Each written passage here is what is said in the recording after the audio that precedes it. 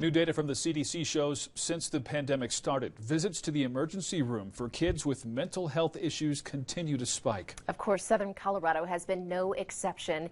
KRDO News Channel 13's Mallory Anderson joins us live in studio with what parents need to know. Mallory. Yeah, it's more evidence that the pandemic is taking a toll on kids. The demand for eating disorder, self-harm, and anxiety treatments steadily rising, especially for young girls.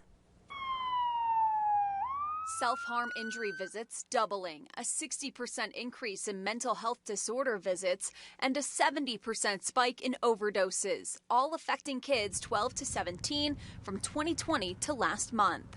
Oftentimes you get the story of people who have been struggling at home, their normal coping mechanisms, having their friends, talking things out, maybe even with teachers at school. Those things were more difficult to do. What they say is, I've been trying to handle this on my own, and now I can't take it anymore. Eating disorders also getting worse. It's a spike ED Care in Colorado Springs has seen firsthand.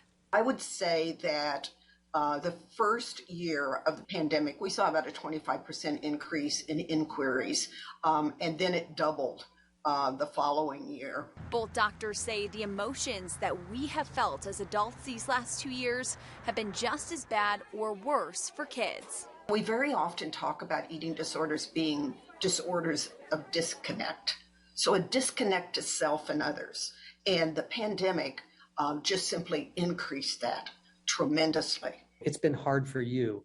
Think about how hard that would be for your 12-year-old or your 13-year-old. And many times their main socialization, their main exposure to their friends, which is so important at that age, was taken away. These children in that age group need a little bit of understanding.